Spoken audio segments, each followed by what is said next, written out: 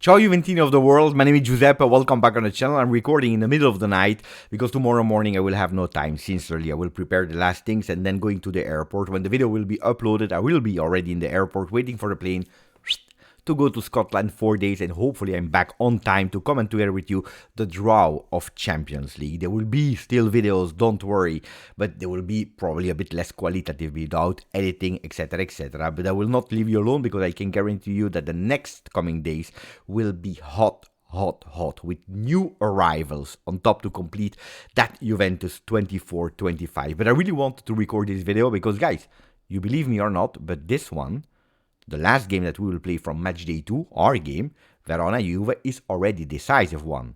Because the one that wins, if there is a winner between Verona and Juve, goes immediately there on top of Serie A. And they will have the ability to look everyone from top to bottom. It's a crazy Serie A. I can tell you with the result, I will come back on that on the end of the video. You will go totally crazy if you didn't follow, if you had no time. In between, what do we speak about? Mercato, Koopmeiners, Sancho, but also answering the question, who is that guy? Anghele. Beppe, who is Anghele? So put a maximum of like, because for a few days you will not see me here on my usual spot at home. So maximum of like, please. May do it. And then continue to comment, because when I will have a bit of free time, a bit of spare time, I love to read your comments, and please continue to subscribe to the channel. Ragazzi, let's start the video now with the squad list. It's true that when you're watching the squad list, looks really short. We don't have a lot of names, and we were already prepared, especially after match day 1. I can reassure you it should be the last time that we see so few names. The next time we will have a Nico Gonzalez on top, a Conceicao on top, and probably even more surprise. But at the moment we do with what we have. The goalkeepers are there. We have a full defense with Danilo. That was a doubt, we know it, but also with a newness, Kalulu. The first time that he will be on the bench of you because he's not predicted to start. Then you never know with Thiago Motta. Midfielders, of course, without Kefren Thuram injured, we don't have a lot of players.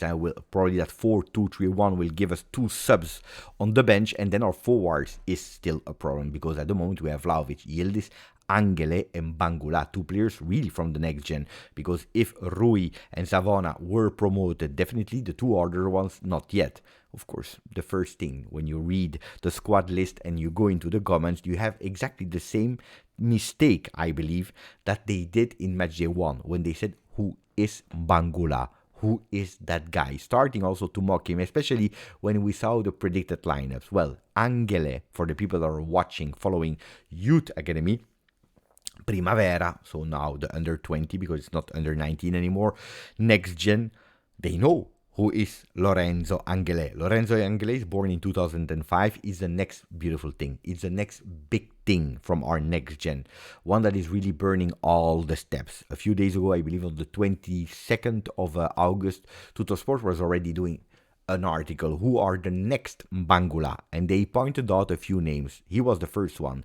Anghele, il primo della lista, the first one on the list. Anghele, then you have Riccardo Stivanello, Pedro Felipe, and also Owusu, that a lot of one were really impressed when we saw that family game. But let's focus on Anghele. He's a player that is playing as a center forward, as a second striker, and as an attacking midfielder. We can really say he's a number 10. A number 10, but really young, that already has a lot of experience.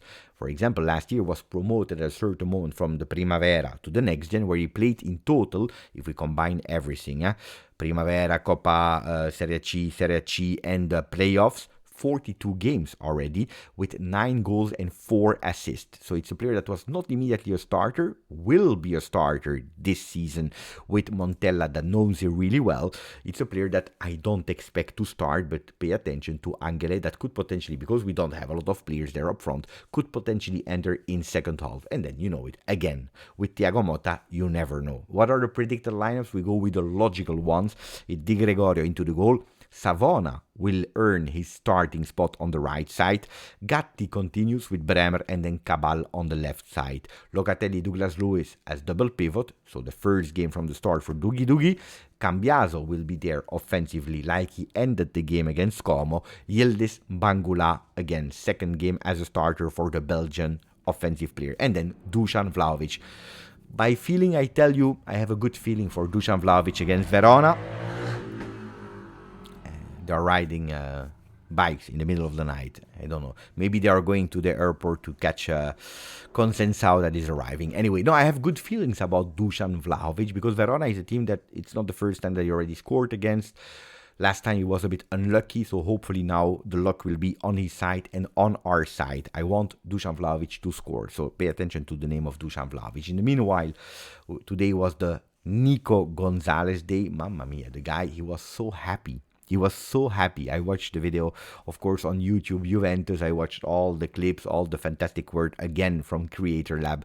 The guy was so happy, so smiley. He was super, super honored to be at Juventus. I'm telling you, I have good vibes about Nico Gonzalez that was really in love with that third shirt, I believe, like all of us. Now, Nico Gonzalez was beautiful, and then at a certain moment, when you see that hug, that huge big hug with Thiago Motta, well, guys, if Thiago Motta is happy about a player, I am, by definition, happy about that player.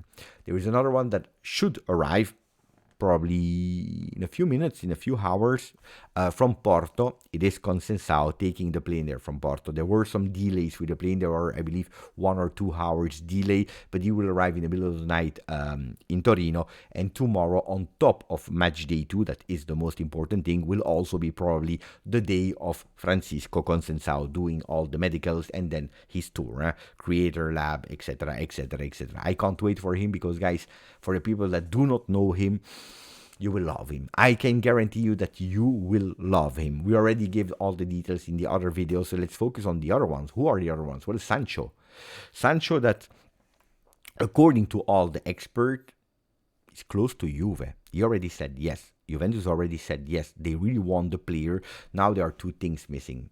Barcelona going all in for Chiesa because at the moment they still can't register Olmo, so they need to make space and they need to do it fast because more we wait, and we are waiting definitely for Barcelona, more we wait, more it's a problem. Kostic will go to Fiorentina. He already said yes as well. The yes of Kostic was missing. The yes arrived in the latest hour, so Kostic will be there, but it's not enough. It's really Federico Chiesa that needs to leave if we want to pursue to continue with Sancho. There were in the middle of the night, in the evening, let's say, some voices from Sky Sport England and Sky Sport Italia that Chelsea was on him, but Fabrizio Romano said as well, at the moment, yes, Chelsea is aware of the situation, but there is nothing more than that at today. And tomorrow can be something else. But Sancho is a real target of Juventus. They continue to be the most serious team on him. Of course, they need to negotiate how much percentage of the salary will be paid for their first year for Manchester United. And then, of course, the one that we are all waiting for, the Triple A objective, turn Koopmeiners. Well, today there are some spoilers from Percassi himself before the game against Torino, where he said, what about Koopmeiners? Well, we will decide for the good of the club. Then you can give a double interpretation to that. What does that mean? We will decide for the good of the club. Or he will go to Juve. He will go to Juve because at the end, what is the good of the club? Having a sad player that will not give his best and missing out of 60 million euro, is that the good? Or is the good keeping Koopmeiners because it's really strong and we are sure and convinced that we will be able to motivate him, guys? If we need to choose between the two, I can tell you that there is a bit less anger, a bit less, anger is the right word. Anger in the words, in the face, in the non-verbal expression of Percassi. That in the next 48 hours, Koopmeiners should be a Juve player. And I'm super happy, extremely happy, but in a way I'm pissed off because we waited for so long. We built it, every single pieces of that puzzle for Koopmeiners to be here together. Whether here we fly, or here we walk, or here we drive, or here we train, or whatever. But for the day, the marathon of Koopmeiners, and at the end, I will miss the live. We'll do a video, of course. What about Serie A? A recap. Why is it a crazy Serie A? Because you have 6 teams that are at the moment, as we speak, at 4 points. And it's not the one that you believe. Because if Inter could have been predictable to be there on top, well, you have Torino, Genoa, Parma, Udinese, Empoli. Milan is 14th, Roma is 15th, Lazio is 10th with only 3 points, etc., etc. Crazy. Well, we already know about Parma that has beaten Milan. We know about Lazio that lost, etc., etc. Today there were 4 games. Torino, big surprise for a lot of you. I told you before match day 1, pay attention to Torino, that can potentially be a beautiful surprise. Well, they have beaten Atalanta, and I'm extremely happy. Honestly, I'm happy. Then Fiorentina 0-0 against Venezia. I'm happy as well. And I'm happy as well because if you see the pre-game of Fiorentina Venezia with all the banners of the Fiorentina fans with messages to Juve that I will not repeat, go online and try to find it. It's crazy. It's crazy. The obsession towards Juve is crazy. The anti-Juve world is totally crazy. No, but it's also really hypocrite because they sign Moiskin, there is no problem. We sign and we pay, because it's not that we don't, we pay Nico Gonzalez, they are pissed off. Then tomorrow they will sign Kostic, and who knows, maybe even Arthur, they will be happy. So they can take all the players that they want. We take a player, they are pissed off. Anyway, what a crazy team. Anyway, Napoli 3-0 against Bologna. Beautiful performance from Antonio Conte's team, so pay attention. Today he was right. Thiago Motta, when he said they will be Scudetto contenders, I really believe that. And Roma losing 2-1 at home against Empoli. That's why I'm telling you, the game against Verona, we are saying, it's beautiful, we can be first, we need to win it. First, we need to win it because nothing is granted. That's what I'm telling you. So that was a short video. I hope you enjoyed it. Maximum of like. We will see each other or at half time if there is a good connection. If not, I will record the video of the post game of Verona Juve, hopefully with a beautiful celebration. Grazie, forza, Juve.